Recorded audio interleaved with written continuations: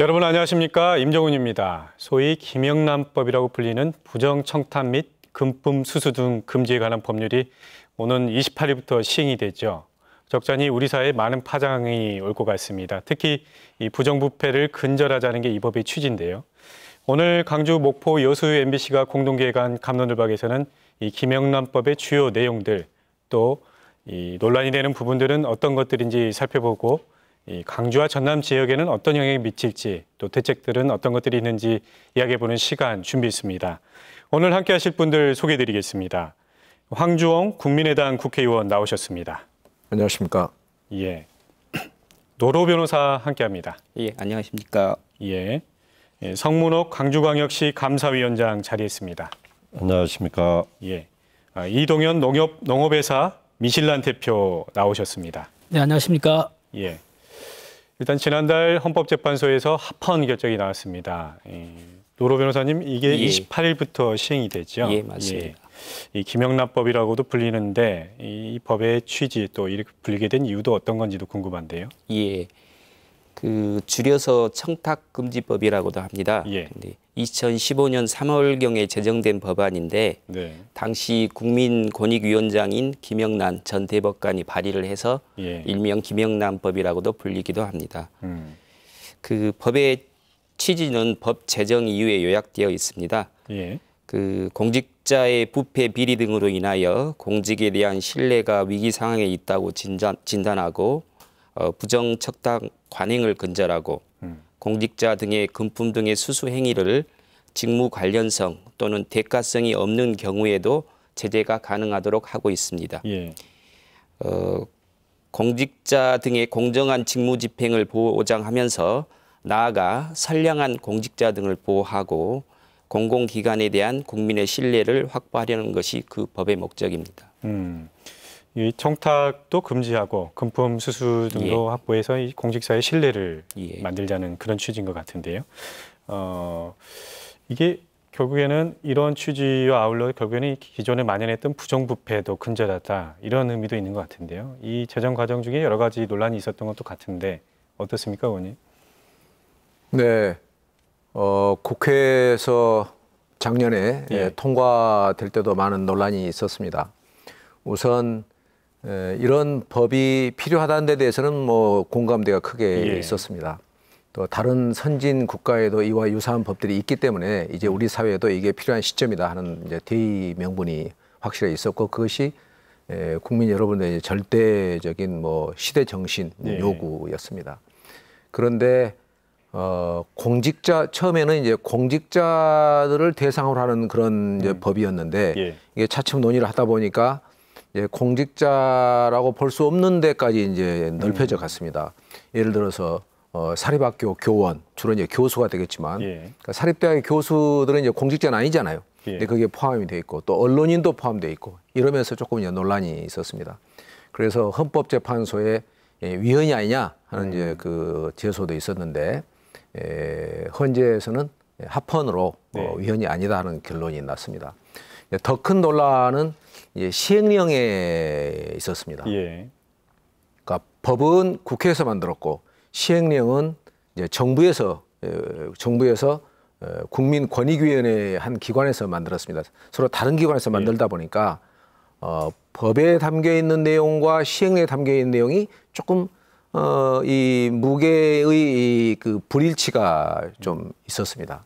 그래서 법의 취지에 대해서는 뭐 거역할 수 없는 대세이기 때문에 찬성한다. 좋은 법이다. 그렇지만 국민권익위에서 만든 구체적인 시행령은 정부에서 만든 시행령은 문제가 있다 하는 논란이 있었습니다. 그런데 뭐 아쉽게도 9월 6일 날 장관 회의에서 최종적으로 그 시행령 그러니까 3만 원, 5만 원, 10만 원 되어 있는 시행령이 그대로 통과가 의결이 되었습니다. 네, 그 부분은 좀 이따가 한번 더 구체적으로 들어보죠. 네. 성 감사님, 이 관련해서 이 공직사회 전반에 미칠 영향이 상당할 것 같습니다. 특히 이 지자체에서도 마찬가지일 것 같은데 분위기는 좀 어쩐지도 궁금한데요. 저희 공직사회에서는 법 적용 대상 기관이 시청이나 구청, 교육청은 물론 공직유관단체, 언론사까지 매우 광범위하게 포함이 되고 있기 때문에 또 법 적용을 받는 대상자는 공무상 수인 사인이나 또 일반 시민들끼리 광범위하게 포함하고 있기 때문에 네. 모두가 직간접적인 법 적용 대상이라고 할 수가 있습니다. 예. 그래서 우리 강주광역시에서는 법 시행 대비 종합계획도 수립해서 시행을 하고 있는데 두 가지 측면에서 하고 있습니다. 예. 법을 알지 못해서 불이익을 받는 시민들을 보호하기 위해서 예. 교육과 홍보에 중점을 두고 있고요. 두 번째는 법 시행에 따라서 피해를 입게 되는 농축산물이나 산업 분야에 대해서 예. 관심을 갖고 분야별 대응책을 마련하고 있습니다.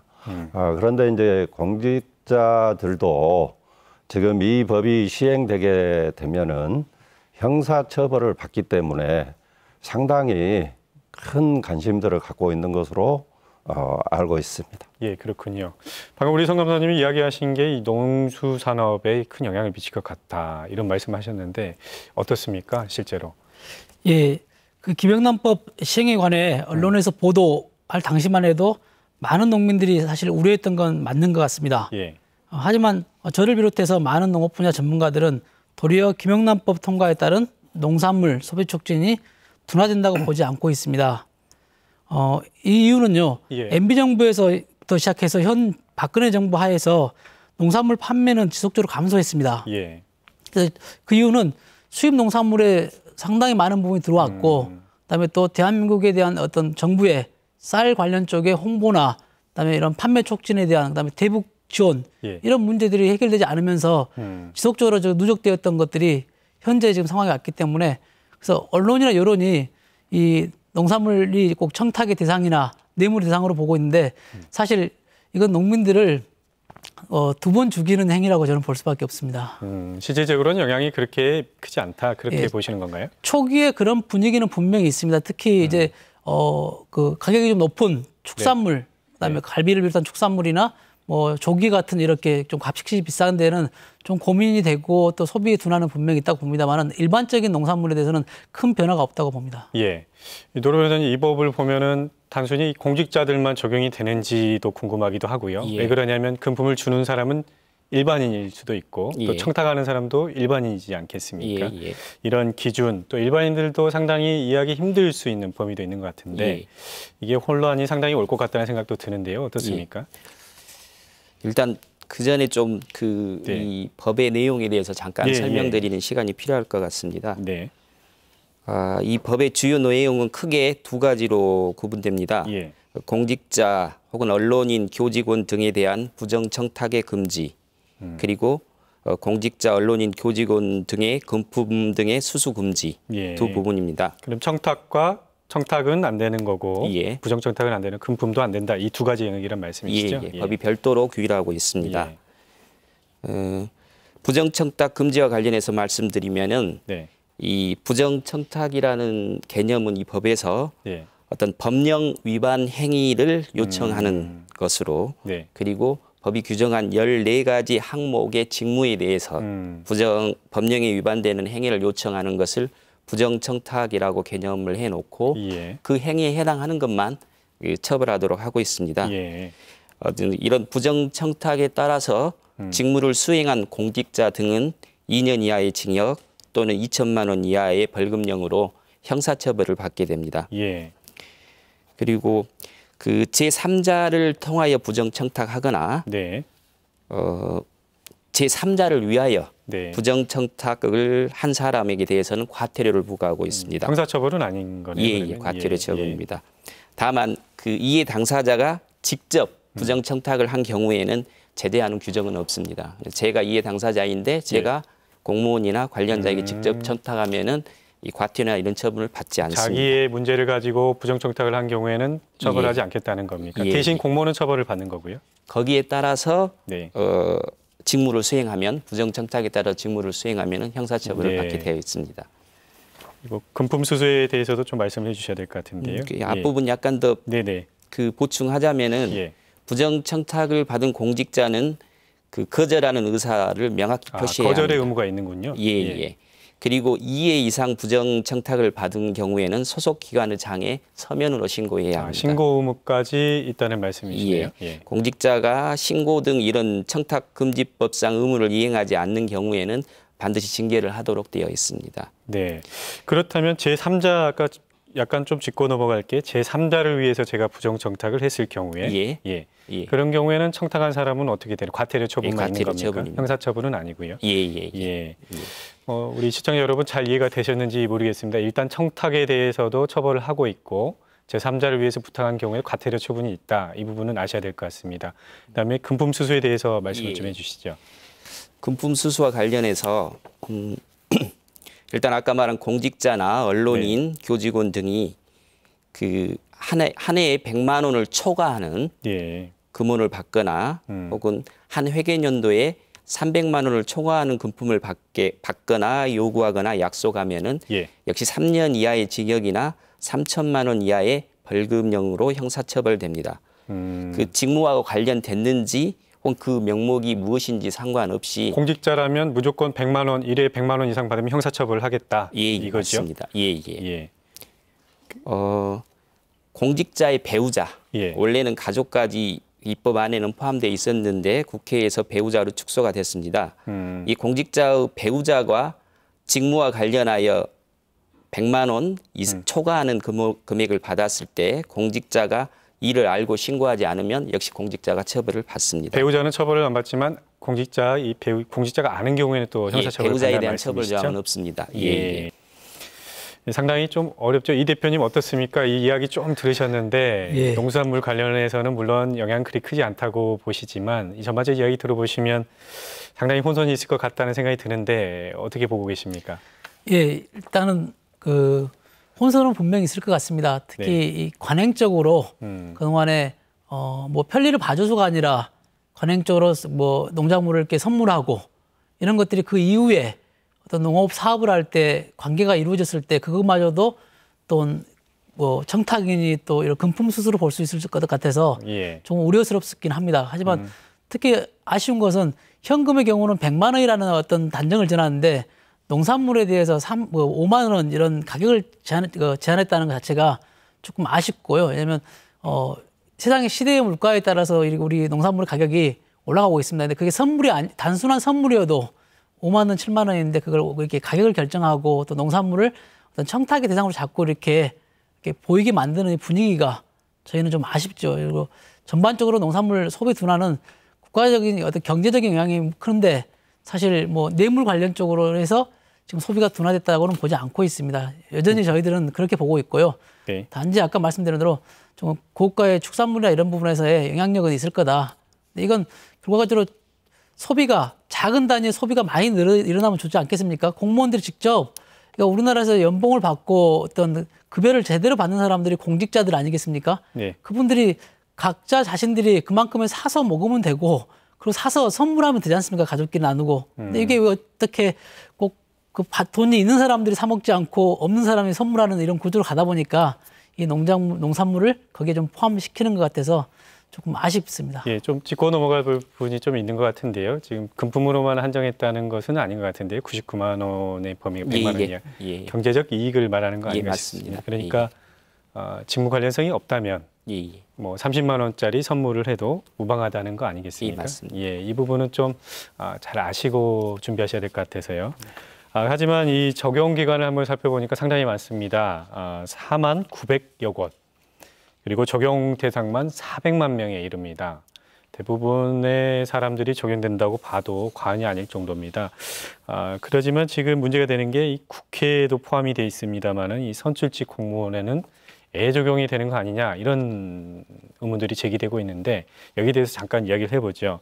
노 변호사님 어떻습니까? 선출직 공무원은 애 적용이 있습니까? 원래 그 국민권익위원회에서 그 입법 예고했던 안에는 없던 약간의 예외 조항이 들어가서 아마 문제가 되는 것 같습니다. 이 부정청탁과 관련해서 부정청탁으로 보지 않는 예외 조항에서 선출직 공직자, 정당, 시민단체 등이 공익적인 목적으로 제3자의 고충 민원을 전달하는 경우 이 부정청탁으로 보지 않는다. 이게 그 기존에 없던 내용이 들어가서 아마 논란이 되고 있는 것 같고 예. 또 하나는 기존 안에는 어떤 공직자의 이해 충돌 방지 조항들이 있습니다. 예. 그래서 공직자가 사적 이해관계가 관여되어 있는 직무 수행을 금지하고 그러한 금지 규정에 위반할 때 과태료를 부과하도록 규정되어 있었는데 이 부분이 이 국회에서는 전혀 반영이 되지 않았습니다.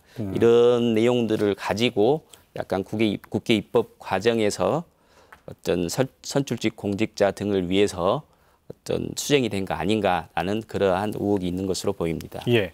홍정호 의원님, 이거 선출직 의원에 대해서는 네. 예의 조항이 있습니다. 방금 네, 보니까 어떻습니까? 작년에 국회에서 이걸 통과시킬 때도 많은 논란이 있었습니다. 그러니까 선출직 공직자라면 이제 국회의원, 네. 또 뭐 시도지사, 시장군수, 구청장, 시의원, 군의원, 구의원 다 이제 포함이 예. 되는 겁니다. 그다음에 이제 정당, 네. 그다음에 시민사회에 네. 있는 분들이 금품수수와 이제 부정청탁으로 나눠보자면 금품수수는 똑같이 다 이제 적용을 받습니다. 네. 예, 그러니까 돈 받고 하는 것은 이제 안 되는데 청탁의 경우에는 공익적인 목적으로 전달하는 경우에는 예외로 한다고 이렇게 규정을 두었습니다. 예. 이건 논란이 있긴 있었는데 이런 애로가 있습니다. 이제 저희가 그 시도지사가 되건 뭐 시의원, 군의원, 국회의원들의 경우 또 정당이나 시민사회단체의 경우 이러저러한 얘기들 참 많이 듣잖아요. 예. 그랬을 때 뭐 우리 마을에 뭐 기차 그 선로가 지나가서는 안 된다든가 또는 무슨 뭐 용배수로 개선 사업이 필요하다든가 이런 얘기를 들었을 때 이걸 다 못하게 이제 막아버리면 선출직 공직자들이나 정당이나 시민사회단체에서는 사실상 본령적으로 굉장히 중요한 기능을 법적으로 금지를 당하고 있기 때문에 이거는 열어줘야 되지 않겠느냐 이런 차원에서 나오게 됐는데 어쨌든 그러면은 왜 다른 또 되는 문을 열어주지 않았냐는 얘기하고 그다음에 어쨌든 간에 많은 이 청탁을 금지를 하려면 네. 전체를 다 금지해야 되는데 왜 그 부분만 열어놓은 예외로 두었느냐는 얘기했는데 현실적으로 불가피성이 있지 않겠나. 그러니까 공익적인 목적 저희들이 이제 뭐 시장 군수도 마찬가지고 예를 들어서 그 지역에 만약 예를 들어서 뭐 화상 경마장이라든가 예. 또는 무슨 뭐 어떤 그 시설이라든가 뭐 SOC 사업 같은 거 할 경우에 네네. 대부분이 이제 그걸 다 우리가 일종의 청탁이 되잖아요. 네. 근데 그것이 다 이제 공익적 목적이기 때문에 지금까지 허용이 된 거란 말이에요. 근데 이것마저 문을 닫게 되면 곤란하다. 이래서 이제 하는 건데 논란은 좀 있었습니다. 네. 성 감사님 이 이야기들 전반적으로 들어보셨는데 지금 뭐 공익적 목적의 예외사항도 뭐 이야기를 했고요. 강주시 산하기관들도 상당히 많이 적용이 되지요. 네, 그렇습니다. 특히나 또 위촉직 위원들도 적용이 되는 걸로 예, 알고 예. 있는데 어떻습니까? 상당히 범위가 넓어질 것 같은데. 그래서 저희도 이제 고민이 공직 요구한 단체는 물론이고 비상임 이사들이라든가 또 저희들의 업무를 관리탁하는 네. 공무수행 사인들 네. 또 각종 위원회에 계시는 위원님들 그래서 이제 이런 경우가 있다 보니까 지금 현재 자문위원으로 참여하시는 분들이 예. 법 적용을 안 받기 위해서 사실은 사퇴를 하려는 움직임들이 상당히 많이 있습니다. 그래서 그런 부분에 대해서 상당한 이제 검토도 필요할 것 같고요. 예. 또 뭐 금액 관련해서 이제 우리 이동현 박사님께서도 말씀을 하셨는데 저희들은 그렇게 생각합니다. 산하단체 이제 종전에 공무원 행동 강령을 가지고 저희들이 공무원들을 규율을 했었는데 예. 사실은 5만 원 갖고 이야기를 할 때에 인사처리에 대해서 축환한 이런 부분들이 참 들어오게 되면 난 가격들에 대해서 보면 보통 15만 원, 10만 원 넘는 것이 대부분입니다. 예. 5만 원짜리는 거의 없고 꽃바구리도 그런 것 같아요. 그래서 그걸 금지를 하는 것은 타당하다고 생각을 하는데 그렇게 됐을 때 우리 농민들이라든가 하해를 파하시는 분들을 입장을 생각을 했을 때는 상당히 문제가 많다. 그래서 이런 부분들을 어떻게 슬기롭게 극복해 나갈 것이 필요한 과제지 않냐 이렇게 생각을 하고 있습니다. 예, 그 구체적인 시행령 이야기 잠깐 좀 해보죠. 시행령에서 그 업무 관련성이 있을 때 예외적인 조항을 적용하고 있습니다.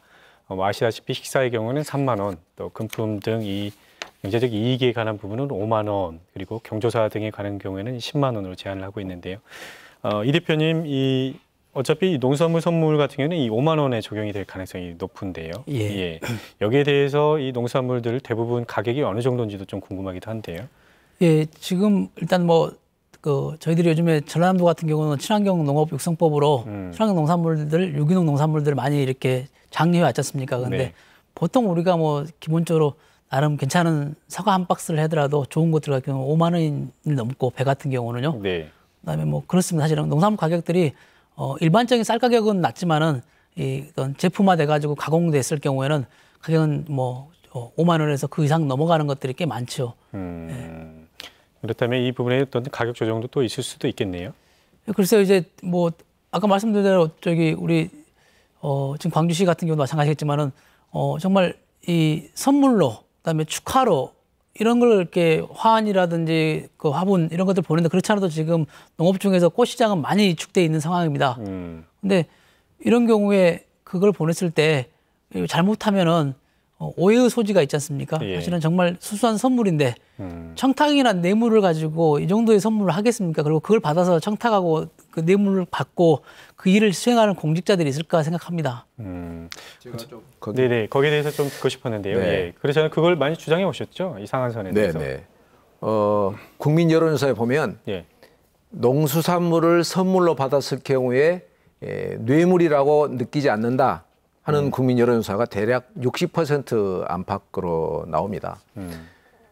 지금 며칠 전에 그 농촌경제연구원의 그 추계에 따르면 네. 우리 전남의 경우 이대로 시행이 되면 1년에 농축수산물 피해가 4,400억 원에 달할 걸로 얘기를 합니다. 전남의 경우. 전남의 경우만. 한우, 인삼, 배, 그리고 전복, 그다음에 굴비, 버섯, 표고버섯 같은 예. 이거 대표적으로 이제 피해를 보는데 전국적으로는 한국경제연구원에 보면은 1년에 농림축수산물 피해가 11조 5,600억 원. 예. 그러니까 12조 원, 거의 매달 1조 원씩 피해가 보는 걸로 이렇게 나와 있습니다. 지금 이제 지금 식사가 3만 원인데 네. 식사 부분, 그러니까 또 이제 아까 우리 이동현 대표의 말씀을 들어보면 실제 이제 소규모 농가에서는 그렇게 별반 피해가 없을 수도 있다라고 생각을 할 수도 있습니다.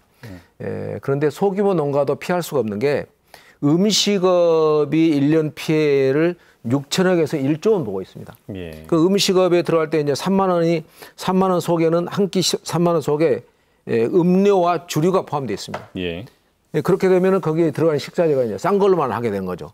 그래 국산 쌀을 못 쓰는 거죠. 더구나 네. 이제 좋은 쌀은 안 쓰는 거죠. 그럼 뭘 쓰게 되냐? 수입 쌀을 쓰게 됩니다. 예. 또 한우도 마찬가지로 한우 대신에 이제 수입 쇠고기를 쓰게 되는 거죠. 그러니까 이번에 이 김영란법의 시행령은 이건 수입 농수산물에게다 길을 열어주는 법이다. FTA보다 더 무서운 법이라고 말하고 있는 까닭이 여기에 있습니다. 그러니까 이 부분에 대한 것은 실제로 농림축수산업에 한정된 얘기고 이것이 경제 전반에 미치는 영향도 저는 막대하다고 봅니다. 실제로 한국은행의 중앙은행의 이주열 한국은행 총재 같은 경우는 민간 소비에 전체 경기죠. 전체 민간 소비에 분명한 부정적 영향을 미칠 것을 우려를 한다. 또 기획재정부의 경제부총리도 이 김영란법이 그대로 시행이 되면 자기는 국내 경기에 국내 경기가 진짜 걱정된다라고 공식적으로 언급하고 있을 정도였습니다. 예, 이런 부분들은 조금 더 이따가 시간이 남았을 경우에 좀 더 이야기를 해보죠. 특히 영향에 미치는 부분들 상당히 부정적인 영향을 많이 했는데 긍정적인 영향도 우리가 상당히 논의를 해봐야 되지 않을까도 싶습니다. 노 변호사님, 이게 직종별로 또 상황별로 법 적용이 많이 달라지는 부분도 있는 것 같고요. 예. 또 여러 가지 사례도 있을 것도 같은데요. 예. 이 차원에서 좀 잠깐 말씀해 주시고 방금 말씀하신 부분에 또 긍정적인 측면, 이 법이 적용됨으로써 나올 건 어떤 건지도 잠깐 언급 좀 해주시죠. 일단은 그 기존 그 안에서는 공직자 그리고 공직 유관 단체가 포함되어 있는 것으로 보입니다. 그런데 예. 국회 입법 과정에서 언론인 그리고 학교의 교직원이나 학교 범인의 임직원이 포함되었습니다. 예. 이 그 법 규정상 예. 그 어떤 그 언론인이나 교직원에 대한 예외 조항을 두고 있지는 않습니다. 그래서 일괄 적용이란 말씀이시죠? 예, 적용에 있어서 직종별 차이가 있는 것은 아닙니다.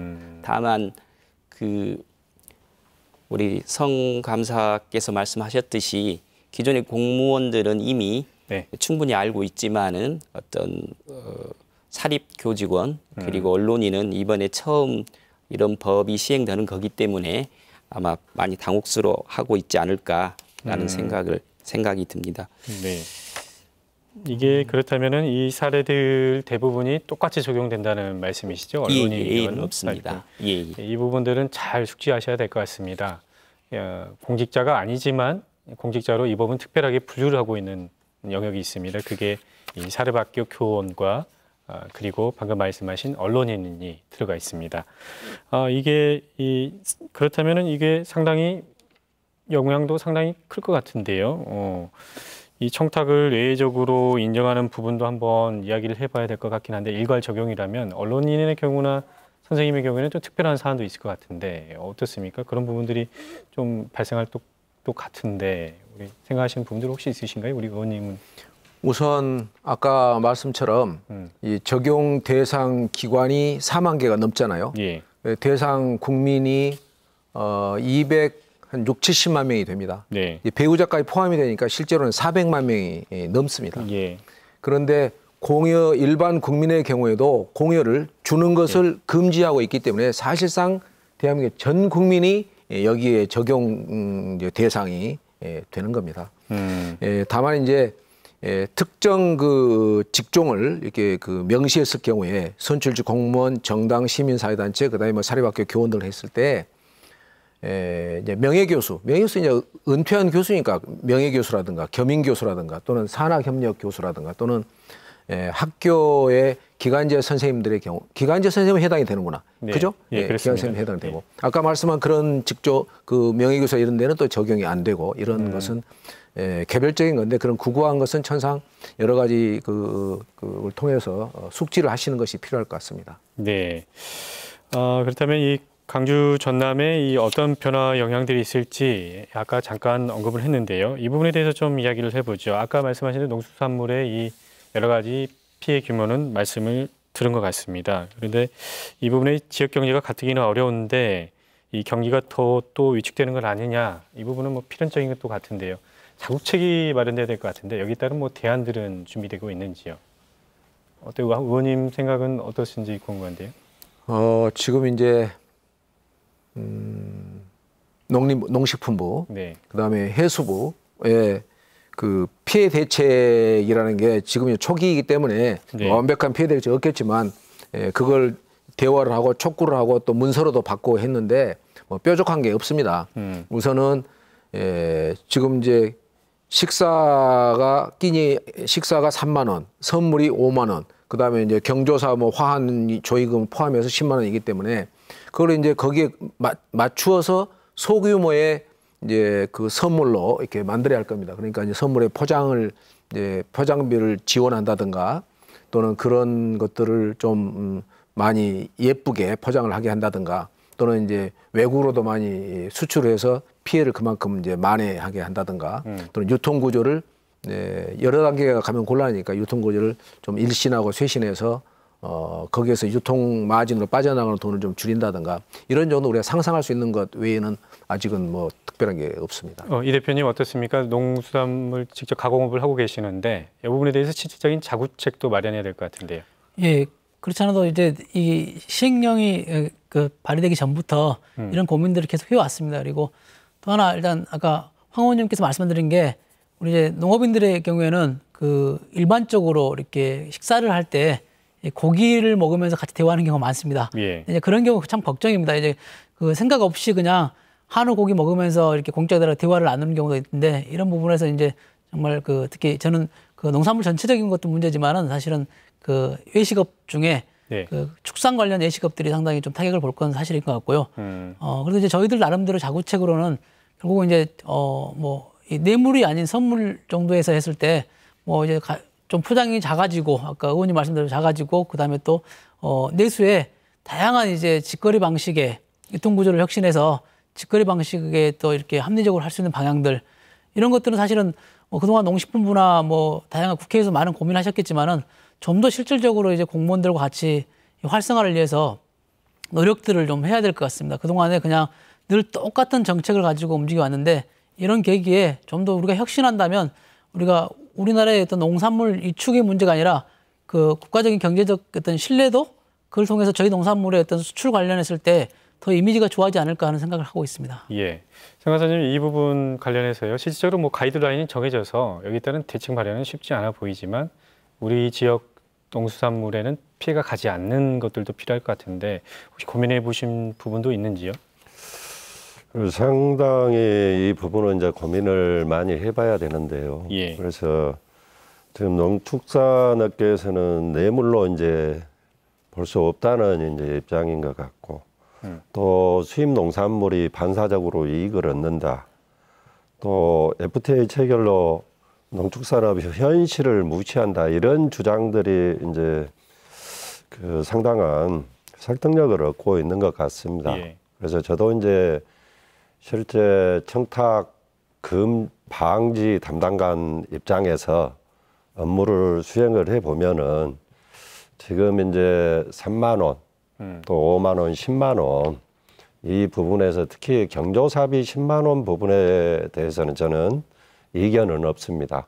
그러나 음식물 3만 원하고 선물비 5만 원 부분은 또 규제개혁위원회에서 공고한 것 같이 시행을 해보고 문제가 있으면은 바로 개선하는 방향이 우리 국민 전체 경제를 위해서 필요하지 않냐 이렇게 생각을 하고 있습니다. 뭐 경제적인 여파에 대해서 이야기를 했습니다. 하지만 이 법이 실제로 적용되면 상당한 혼란이 올 것은 분명해 보입니다. 그렇다면 이 법에 대해서 정확히 알고 대비하는 것도 중요한데 일부 대기업의 경우는 뭐 다들 준비를 하고 법률들도 있지만 이 소상공인이나 이 중소기업들은 이런 팀들이 없어서 상당히 이 교육하는 데 애로사항이 있을 것 같은데요. 노르부사님 어떻습니까? 준비도 이 부분에 있어서 필요할 것 같기도 한데요. 예, 일단은 국민권익위원회에 관련 매뉴얼이 있는데 관련된 매뉴얼은 공무원에 대한 매뉴얼, 언론인에 대한 매뉴얼, 그리고 교직원에 대한 매뉴얼은 있지만 그 사람들을 상대하는 사람들에 대한 매뉴얼은 아직 준비가 그렇군요. 되어 있지 않은 걸로 보입니다.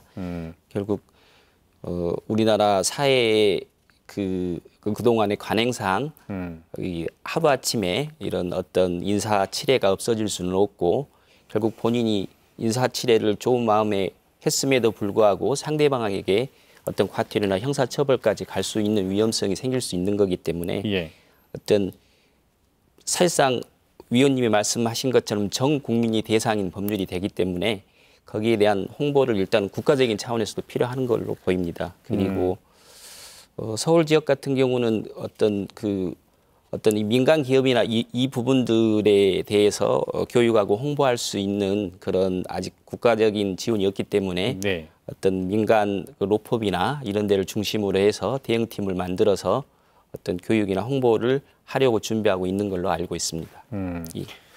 방금 말씀하신 대로 기관 그러니까 공직자로 분류된 이 언론인 또 공무원, 사립학교 교원 여기에 대해서 매뉴얼은 있지만 이 법에 분명히 적용을 받게 된 일반인에 대한 매뉴얼이 없는 점, 이게 좀 아쉽다는 건데요.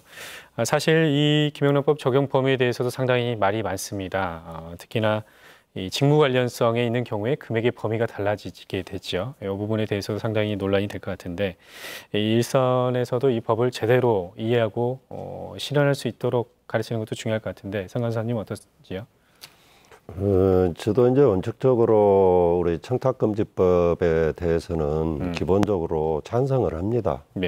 접대 문화나 모든 문제에 대해서 그리고 특히 이제 우리 강주 전남권을 생각을 했을 때 정예 문화, 또 학연, 지연, 학연이 얽혀서 사는 문화 이런 부분들이 이제 공직에까지 또 공무까지 이어지는 경우가 많이 있다고 생각이 됩니다.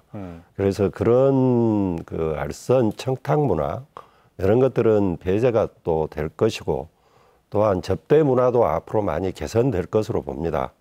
다만 그 과정에서 혼란되는 부분 또 관계를 설정하는 문제 이런 것들이 이제 어려운 점은 있으리라고 생각을 합니다. 그러나 다만 이제 감사위원장으로서 청탁 방지 담당관 업무를 수행하는데 어떻게 수행하는 것이 우리 지역을 위해서 수행하는 건지 좀 더 고민이 필요하다고 생각이 됩니다. 예. 그러니까 지금 여기에 미칠 여파들에 대해 생각했는데 과연 이 법이 적용됨으로써 갖게 될 상당히 긍정적인 측면에 대해서도 잠깐 좀 이야기를 나눴으면 좋겠습니다. 지금 시간이 다 돼가는데요. 이 부분에 대한 의견들을 한 번씩 들으면 좋겠는데 먼저 의원님부터. 두말할 나위 없이 우리 한국 사회 깨끗해져야 됩니다. 그리고 이 법은 한국 사회가 우리 사회가 청렴하고 부정청탁과 뇌물이 오가지 않는 그런 사회로 가는 출발점이 될 겁니다. 저는 아까도 말씀했지만 그러면서도 이 부정청탁법과 시행령은 사실은 한 몸이고 일관성 있게 가야 되는데 두 개가 차이가 있다는 거. 네. 시행령은 문제가 있다는 거. 이번에 한국 전국의 소상공인 연합회에서도 굉장히 실망스럽다는 성명을 냈습니다. 소상공인은 비단 우리 농업, 임업, 축산업, 수산업만이 아니라 뭐 노래방이라든가 무슨 뭐 술집이라든가 이런 식당업 이런 데가 막대한 피해를 보는 거거든요. 그래서 이 부분은 이제 9월 28일부터 이제 시행하게 되니까 일단 한 두어 달을 지켜보고 만약에 그 피해가 나타날 경우에는 이 시행령을 정부더러 다시 재개정하도록 촉구를 하고 그게 잘 이루어지지 않으면 국회에서 법 개정으로 그걸 끌어올려서 법으로 이 문제를 개정하는 일이 꼭 필요하다고 보고 있습니다. 이 대표님 뭐 직접적인 당사자일 수도 있겠지만 이 법이 적용된다면 오히려 더 긍정적인 부분 이런 것도 생각을 해보셨을 것 같은데 어떻습니까? 저희는 그렇습니다. 지금 부정적인 측면도 분명히 있을 것이고요. 또 시간이 가면서 부정적인 부분이 긍정적으로 이렇게 바뀌는 경우는 있는데 저희는 결과적으로 긍정적으로 봅니다. 왜냐하면 우리 사회 구조가 그 청탁과 뇌물이 없이 그다음에 열심히 하는 사람들이 그다음에 열심히 도전하는 사람들이 어떤 대우를 받고 그다음에 그 사업을 수행할 수 있는 길이 열려야 되는데 사실 지금까지 보면은 이 뇌물 청탁의 문제는 저희들의 문제가 아니었고 고위공직자들과 사실은 그 높으신 정치인 이쪽의 일들이 많았었지 일반인에는 크게 미치진 않았을 겁니다. 그래서 저희는 이게 결과적으로 이런 사회가 우리 다음 미래 세대는 더욱더 좋은 분위기로 또 농산물마저도 우리 농산물에 대한 가치를 높이는 계기로 삼지 않을까 생각합니다. 왜냐하면 사실 우리 정부가 우리 농산물을 수출할 때는 라는 외국에서는 받아들이기 어려운데 우리가 수입할 때는 너무 쉽게 외국 농산물이 들어오고 있습니다. 이런 어떤 정부적인 정책부터가 상당히 틀이 바뀐다면 우리 농산물 소비 촉진 분명히 있을 것 같고요. 그리고 우리 공직자들부터 자기 돈 내놓고 밥 먹고 자기 돈 내놓고 농산물 사 먹는 이런 풍토가 된다면은 저는 긍정적으로 우리 농업도 어떤 발전의 계기로 가지 않을까 생각을 합니다. 예. 노로 변호사님 이 법에 대해서 많은 준비도 하시고 계신 것 같은데요. 또 현직 또 검찰에도 계셨었죠. 예. 이런 전반적인 우리 사회에 있는 부정부패 또 여러 가지 것들을 많이 경험하셨을 텐데 이 법이 도입하게 된다면 우리 사회에 미칠 영향 또 긍정적인 측면들 어떤 것들이 있을까요? 그 제가 공직 생활을 할 때 그리고 그 이후 변호사 생활을 할 때 참 사회가 많이 바뀐다는 걸 특히 여기서 말한 부정청탁이나 금품 수수와 관련해서 정말 하루가 달리 깨끗해지고 있는 것을 직접 목격하고 있습니다. 물론 국민의 입장에서는 많이 부족할 수는 있겠습니다. 결국 그런 시대적 요청이 이 법을 만들었고 저는 한 불과 몇 년 뒤에 오늘 되돌아보면 우리 사회가 정말 이렇게 많이 바뀌어 있구나. 그리고 사회가 정말 선진국 수준의 어떤 청렴도를 갖게 됐구나라고 모두가 이 법을 어떤 의미에서 많이 칭찬하지 않을까. 강론에 있어서의 약간의 시행상의 문제점이 있을 수 있겠지만 그런 생각이 듭니다. 예. 정리할 시간이 다 되세요. 우리 성 간사님부터 이제 한마디씩 하고 정리를 하죠. 방금 덧붙여서 우리 사회의 긍정적인 영향 많이 기대하고 계신 것 같기도 한데 어떻습니까? 저는 그렇게 생각을 합니다. 저희 강주광역시는 모든 면에서 청렴을 우선시하는 정책을 추진을 하고 있습니다. 우리 시장님께서 더불어 사는 강주 더불어 행복한 시민, 그다음에 이제 기본 방향을 당당하고 따뜻하고 넉넉한 도시, 그런 토대 위에서 청렴하게 시정을 끌어가는 것으로 말씀을 하고 계십니다. 그래서 이런 김영란법을 계기로 해서 우리 시가 더 청렴해지고 우리 또 강주 시민들도 청렴이 경제나 모든 부분의 경쟁력이라고 생각을 하고 최선을 다해 주시면 고맙겠다는 말씀을 드리겠습니다. 예, 황정우 의원님 단시간 동안 이야기를 했지만 마지막으로 이 법이 당연히 도입된다고 보시는데 성공적으로 정착을 위한 마지막 제언 좀 부탁드리겠습니다. 네, 김영란법 성공해야 합니다. 검은 돈과 검은 청탁이 오가는 것 절대 금지해야 합니다. 다만 그 과정에서 검은 돈과 검은 청탁과 상관이 없는 소규모의 영세 영역에 미치는 피해 대책 또 만전을 기해합니다. 저는 국회에서 그런 노력을 힘껏 추진하겠습니다. 예, 이 대표님 이 농산물 관련해서 사업자시지만 이 법에 대해서는 동의하시고 네. 당연히 정착된다고 보시는데요. 네. 네, 이 관련해서 마지막으로 한 말씀 해주시죠. 예, 23%밖에 안 되는 식량 자급률의 나라입니다. 이런 나라에서 수입 곡물, 그다음에 수입 사료, 그다음에 축산, 그다음에 GMO를 비롯한 GMO 작물을 통한 가공식품들이 물밀듯 들어오고 있습니다. 이런 시기에 우리가 이 좋은 김영란법이 농산물이 뇌물의 어떤 중심처럼 비춰지는 것은 바람직하지 않다고 생각합니다. 한 번 더 우리 공직자들부터 작은 선물, 그다음에 올 설부터 작은 선물도 직접 하는 이런 문화를 가지고 있다면 분명 우리 이 김영란법은 좋은 방향으로 정착되리라 보고 있고요. 우리 농업인들도 그에 따라서 더욱더 단단하게 준비를 해야 할 거라고 봅니다. 예, 마지막으로 노로 변호사님도 할 말씀 해주시죠. 예. 이 청탁금지법의 규정이 많이 엄격합니다. 과연 9월 28일 이후 제가 그 청탁금지법의 규정을 얼마만큼 준수할 수 있고 얼마만큼 할 수 없는지에 대해서 저 스스로 많이 고민해봐야 합니다. 이 법을 아는 것과 실천하는 것은 별개의 문제이고 이건 국민 모두에게 어떤 하나의 과제를 던져준 것이 아닌가 그런 생각이 듭니다. 네, 오늘 말씀 잘 들었습니다. 고맙습니다. 네, 시청자 여러분 오늘 토론 어떻게 보셨습니까? 우리 사회의 공정, 또 공평, 정의라는 단어가 과연 현실적으로 적용이 됐던 사회였는지 많은 의문들을 가지셨을 텐데요. 이 법 시행 이후에 이 단어에 대해서 다시 한번 생각해 보는 계기 한번 생각해 봤으면 좋겠습니다. 오늘 시청해 주신 시청자 여러분 고맙습니다.